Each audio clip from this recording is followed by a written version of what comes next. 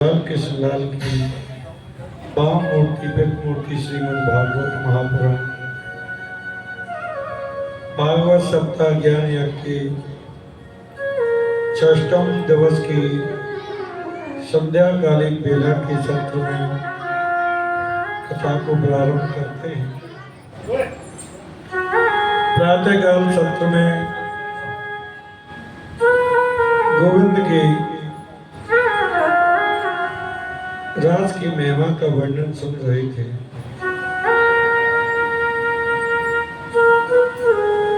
उसी कड़ी में कामदेव सोचता था कि मैंने ब्रह्मा को जीत लिया, वरुण को जीत लिया, कुबेर को जीत लिया, मैं योगेश्वर कृष्ण को भी जीत सकता हूं, लेकिन वो जीत नहीं पाया, गोविंद से परास्त हो गया और अपनी लीला को संपन्न कर चला गया। कि विक्रम ब्रजो वधूनाम ते विष्णु सुधामणि विनीयता भक्ति परा भगवते प्रतिलभ्यं कामोदो जनेदिरा।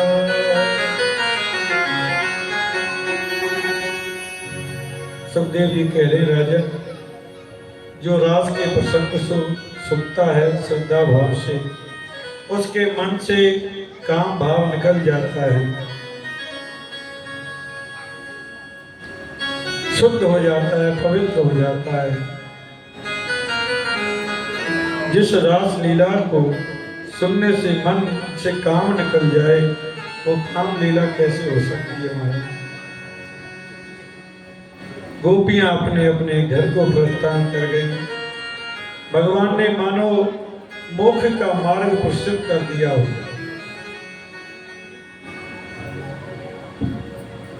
गोविंद ब्रजवासियों के बस में है, इनका प्रेम इतना अगाध है, ब्रजवासियों का इतना प्रेम अगाध है महाराज कि शब्दों में वर्णन नहीं किया जा सकता। ब्रजवासी करते हैं कि हमारा लाला प्रसन्न रहे, हमारा गोविंद प्रसन्न रहे, महाराज आनंद में रहे। ये समस्त ब्रजवासी इसलिए गोविंद को आशीष देते हैं। और आज बहुत सुंदर बात, समस्त ब्रजवासी अनुष्ठान किया, सभी ब्रजवासियों ने गोविंद की समृद्धि के लिए अंबिका मंदिर में गए और वहां जाकर के दुर्गा की स्तुति की, मां के चरणों में वंदन किया। हे मां, गोविंद पर अपनी कृपा दृष्टि बनाए। नंद बाबा के चरण को अजगर सर्प ने पकड़ लिया था, तो मेरे गोविंद ने अपने चरण का स्पर्श करके अजगर का भी उद्धार किया। कंस तो ताक में रहता ही है कि कैसे भी किसी भी यत्न से दिन रात इसी ताक में रहता है कि कन्हैया को मारा कैसे जाए। नित्य नए राक्षस भेजता रहता है महाराज। शंखचूड़ को भेजा, अष्टासुर, धैनकासुर, बड़े बड़े राक्षसों को भेजा, लेकिन गोविंद ने उन सबका उद्धार कर दिया। इसलिए नारद जी के मन में ये विचार आया कि कैसे भी भगवान को जब कोई लीला करनी होती है तो नारद जी के द्वारा ही कराते हैं। नारद जो है, भगवान के मन का नाम नारद है। अब तो नारद जी महाराज सीधे पधारे कंस के पास में। अरे महाराज, आप कब उनका उद्धार करोगे, कब उनको मारोगे? कंस कहता है महाराज क्या बताऊं, चुन चुन के राक्षस भेजता हूं, लेकिन जो जाता है वापस लौट के नहीं आता। आप ही कोई उपाय बताएं भगवान। तो नारद जी कहते हैं ऐसा करो, तुम्हारे यहाँ शिव जी का धनुष है, उसका धनुष यज्ञ रखो और समस्त राजाओं को बुलाओ, किसी को शक ना हो, बीच में कृष्ण बलराम को भी बुलाओ। कंस कहता है महाराज लेकिन उनको लेके कौन आएगा? नारद जी ने कहा अक्रूर जी को भेज दो। अक्रूर जी उनके काका लगते हैं, कोई शक भी नहीं करेगा, काम भी हो जाएगा। महाराज अक्रूर जी को सूचना दी, कंस महाराज के सामने पहुंचे। अक्रूर जी ने कहा अपने वृंदावन जाना है और कृष्ण बलराम को लेकर के आना है। अक्रूर जी सोचते हैं कि यदि मैं मना करूंगा तो बड़ा दुष्ट है, मार देगा मुझे। बड़े दुखित मन से जा रहे हैं अक्रूर जी महाराज। प्रातः काल रथ में बैठे, मथुरा से वृंदावन जाने में मात्र 10 मिनट का समय लगता है। अक्रूर जी रथ में बैठे और गोविंद की लीलाओं का चिंतन करते हुए महाराज चले जा रहे हैं। घोड़ों की लगाम छूट गई, घोड़े अपने घाट चलते चलते आगे चले जा रहे हैं। सुबह से शाम हो गई। महाराज वृंदावन में अक्रूर जी पहुंचे, नंद रानी के महल में पहुंचे हैं। महाराज वृंदावन में तो हवा की तरह बात फैल गई कि मथुरा से कोई अक्रूर नाम का दूत आया है और कृष्ण बलराम को ले जाना चाहता है। कृष्ण बलराम को ले जाना चाहता है अब तो। और ये बात जब माँ यशोदा को पता चली तो माँ यशोदा ने कही मेरे प्राण ले लो लेकिन कृष्ण बलराम को मैं नहीं भेज सकती, मेरे आंखों के तारों को मैं नहीं भेज सकती। नंद बाबा ने बहुत समझाया, देवी कब तक घर में बिठा के रखोगी? समस्त राजा लोग जा रहे हैं, कृष्ण बलराम के साथ मैं चला जाऊंगा, तुम चिंता मत करो। लेकिन मैया की तो विरह की वेदना शांत नहीं हो रही है, नेत्रों से जल धारा बह रही है। आज गोविंद मैया से कहते हैं मैया तू चिंता क्यों करे, मैं परसों आ जाऊंगा। अरे मैया मैं परसों आ जाऊंगा, तू चिंता क्यों करे?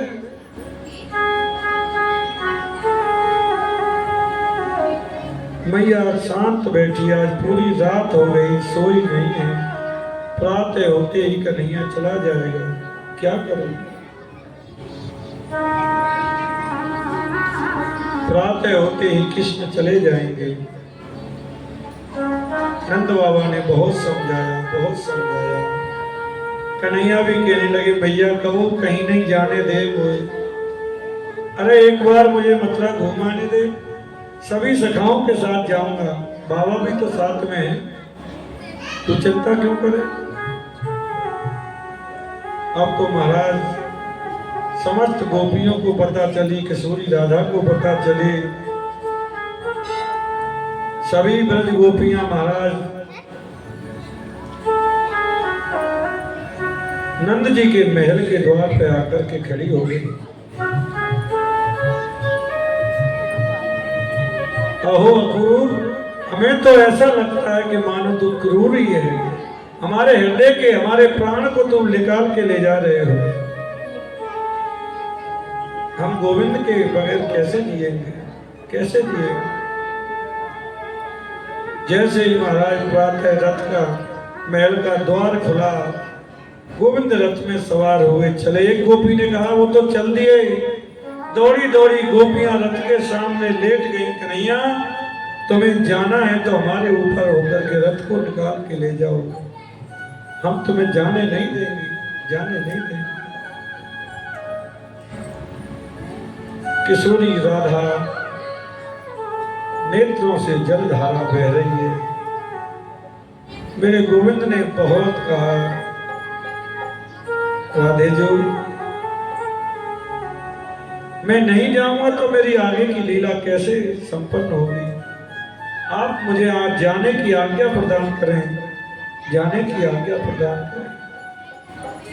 मैं लौट के आ जाऊंगा, परसों लौट के आ जाऊंगा। सबको परसों की कह करके महाराज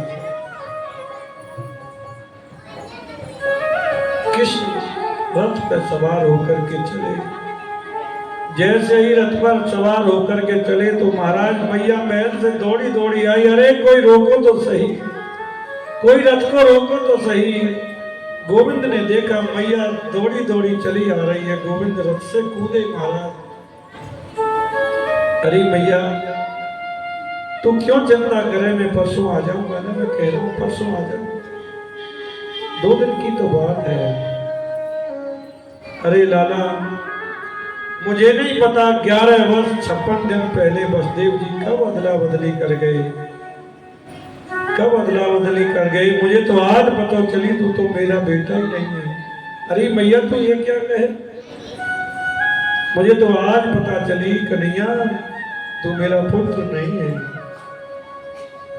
इस ग्वालन से कोई गलती हो गई हो तो क्षमा कर देना।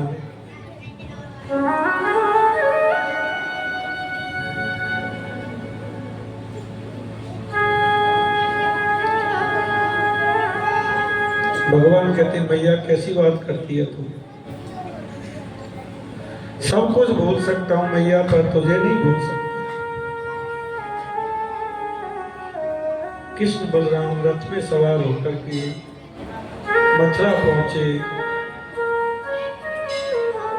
मथुरा में महाराज बड़ा स्वागत हो रहा है कृष्ण बलराम का।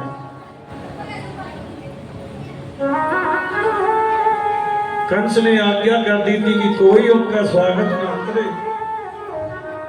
लेकिन मथुरा वासियों ने कहा कि बाहर से स्वागत नहीं करने देगा तो क्या, हम अपनी छतों से स्वागत करेंगे। कृष्ण बलराम नन्हे नन्हे सखा मथुरा की गलियों में विचरण करते हुए जा रहे हैं, ऊपर से फूलों की वृष्टि हो रही है।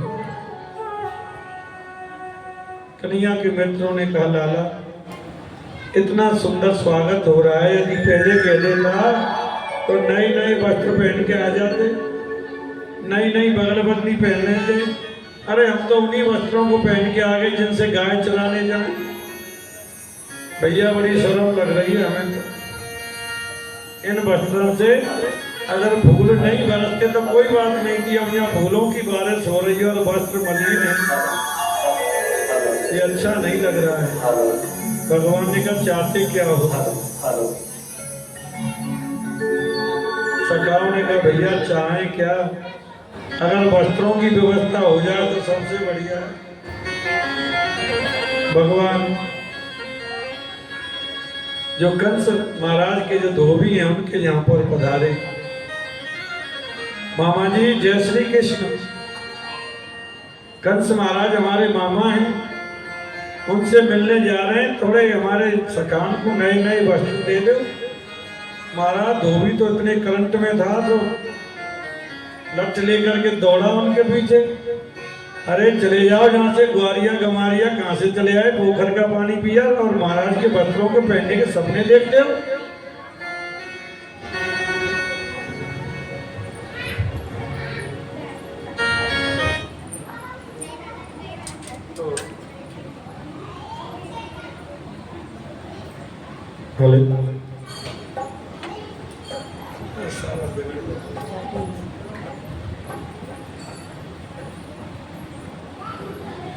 तो जो कंस महाराज करेंगे वो मैं अभी तुम्हारी कर देता हूँ व्यवस्था। एक सखा बोलो अरे कन्हैया कि बोला कैसे भैया, जरा देखिए जरा।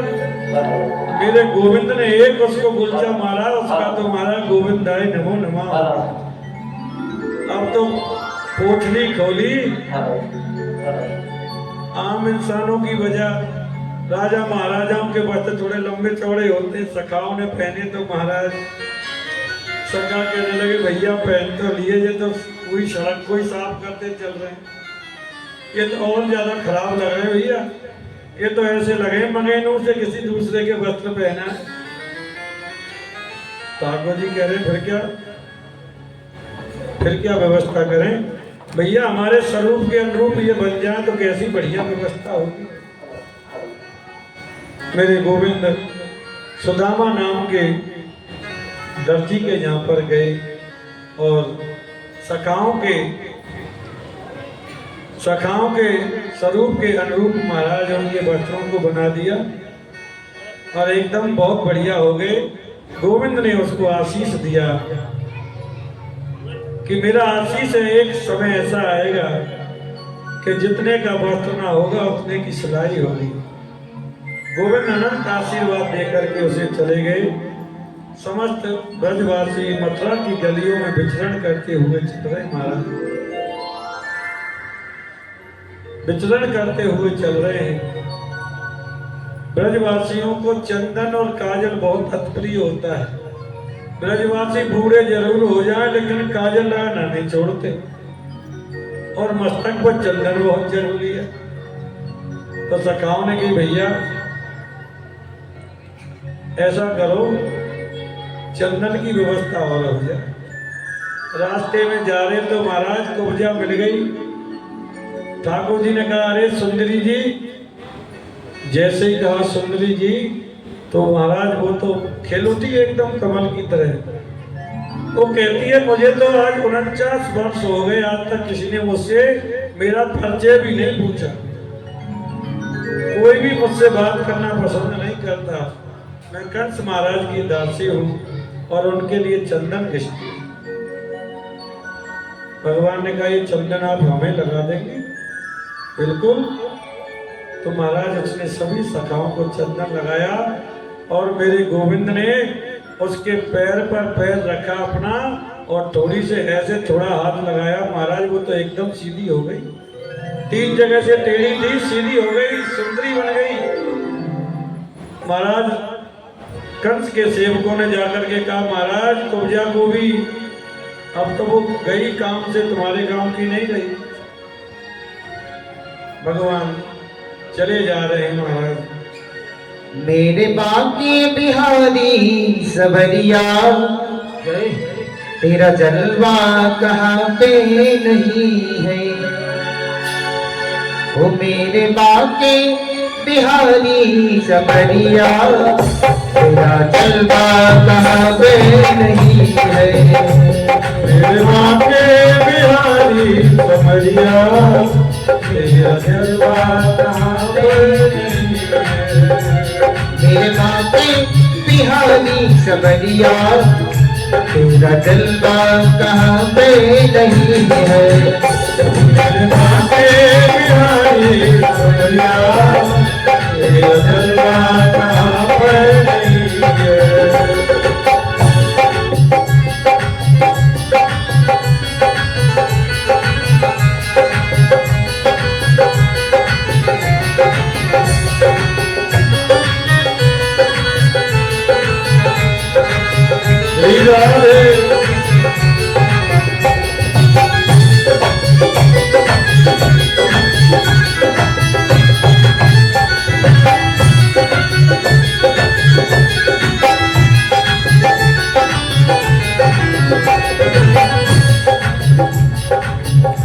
आंख वालों ने तुमको है देखा, आंख वालों ने तुमको है देखा, आंख वालों ने तुमको है देखा, आंख वालों ने तुमको है देखा, कान वालों ने तुमको सुना है, कान वालों ने तुमको सुना है, कान वालों ने तुमको सुना है, कान वालों ने तुमको सुना है।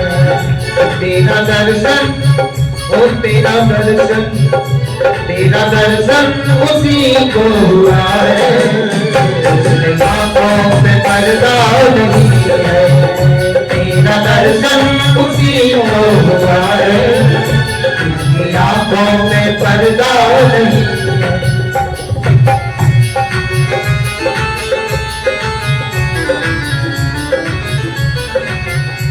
वाले भैया आज आपकी सेटिंग बहुत गड़बड़ है, समझ में ही नहीं आ रहा है क्या हो रहा है।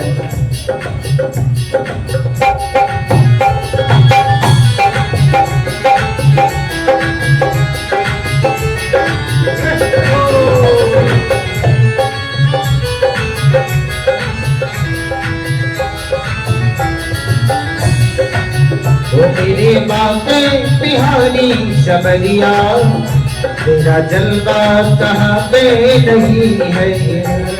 मेरे माथे बिहारी नवरिया तेरा जलवा कांबे नहीं। महाराज कौया को भी भगवान ने समझो तार दिया हो, जिस पर गोविंद की कृपा हो जाए फिर तो बात ही क्या है। भगवान चलते चलते कंस के धनुष यज्ञ में पधारे।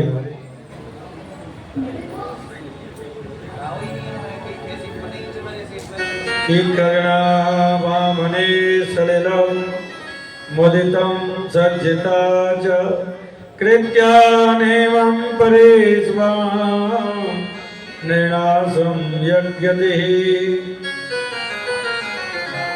महाराज भगवान कंस के धनुष यज्ञ में पधार गए। बाएं हाथ से मेरे प्रभु ने धनुष को उठाया। जितनी देर में पलक गिरते हैं उतनी देर में मेरे गोविंद ने धनुष के 2 टुकड़े कर दिए। महाराज कुबला पीड़ हाथी को भी मेरे गोविंद ने मार दिया। कंस के पास समाचार पहुंच गया, महाराज कुबला पीड़ हाथी भी मारा गया। कन्हैया को क्यों बना लिया, कृष्ण को क्यों बुला लिया आपने यहाँ पर? अरे वहीं हम राक्षस भेजते रहते। महाराज बड़े दुखित समाचार है, ये धनुष तो तोड़ दिया महाराज। अब तो शिव जी ने कहा था जो धनुष तोड़ देगा वो तुमको छोड़ नहीं सकता। सैनिक कहते हैं महाराज तुम चिंता मत करो, हम हैं ना, हम लोग हैं, आप चिंता मत कीजिए। रणभूमि में पहुंचे महाराज गोविंद।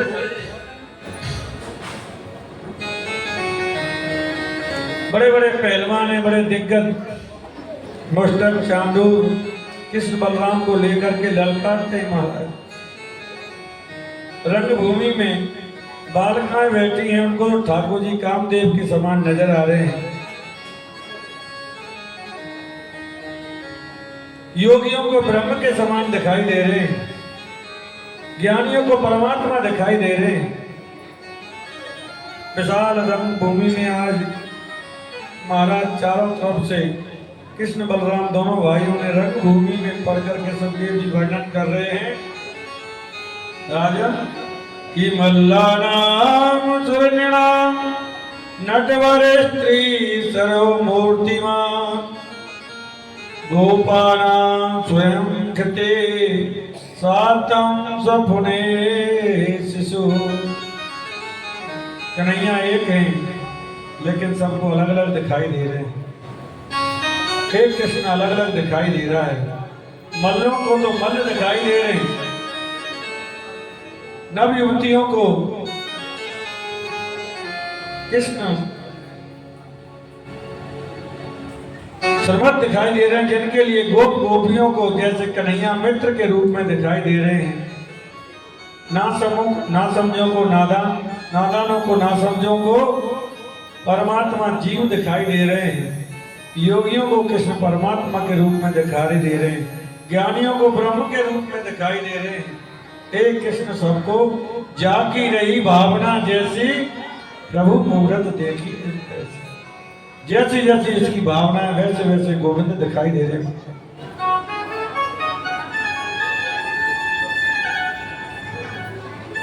महाराज जैसे मन में आपके सामने श्वेत वर्ण है तो श्वेत दिखाई देगा, जैसा आपका चश्मा लगा होगा वैसा ही दिखाई देगा। वैसे ही परमात्मा का स्वरूप परिवर्तनीय नहीं होता, लेकिन भावुक दृष्टि से देखने से वो परिवर्तनशील दिखाई देने लगता है।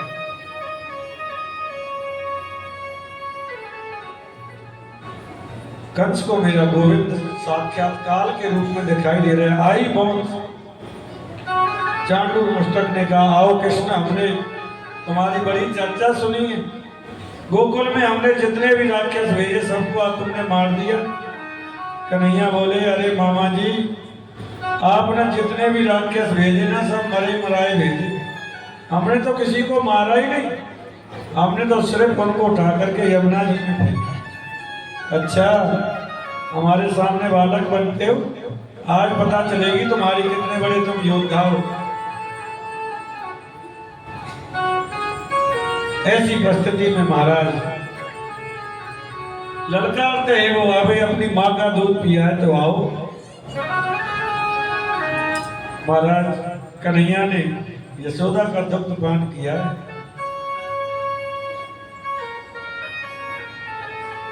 भगवान ने कितने राक्षसों का उद्धार कर दिया, कितने आतताइयों का उद्धार किया।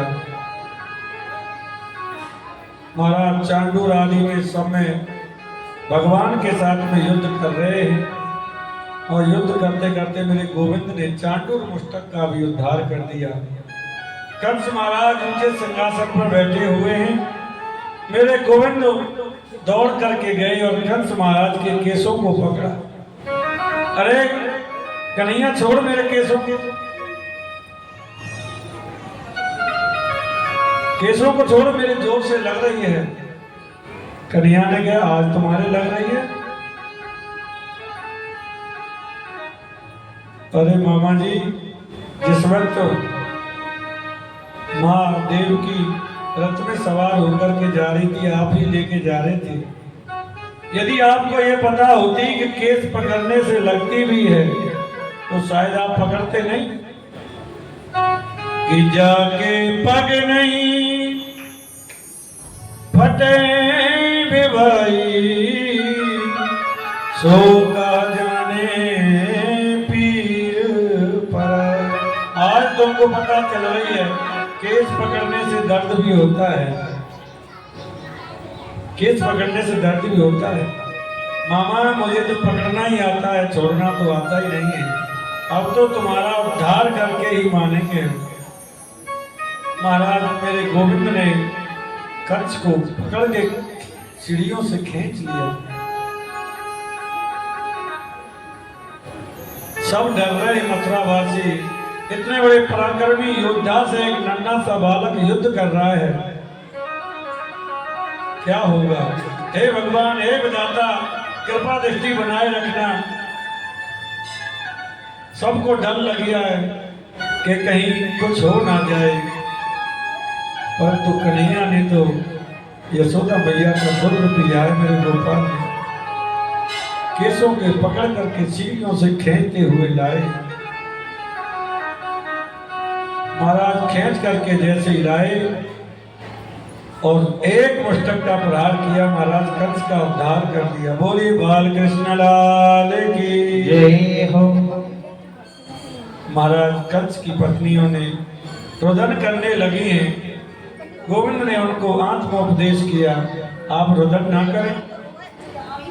भगवान ने नाना उग्रसेन को राजगद्दी पर अभिषेक किया, अपने माता पिता को जेल से निकाला और उनके चरणों में महाराज सिर रख करके वंदन किया। अभिवादनशीलस्य नित्यं व्रतोपसेवना चत्वारि तेषां वर्धन्ते आयुर्विद्या यशोबल। माता पिता के चरणों में सिर रखकर के महाराज प्रणाम किया। दोनों को बंधन से मुक्त करा करके महाराज वसुदेव जी ने गोविंद को अंक में भर करके बहुत स्नेह किया, बहुत प्यार किया। माँ देवकी ने हाथ दिए मेरे लाला को। जिस वक्त मेरे पास से गया था तो 1 घंटे का था, आज महाराज 56 वर्षों में 11 वर्षों में मेरे गोविंद द्वारा से माँ यशोदा ने कितना दुलार दिया। 11 वर्ष का कृष्ण ऐसे लगता है जैसे 18 वर्ष का है।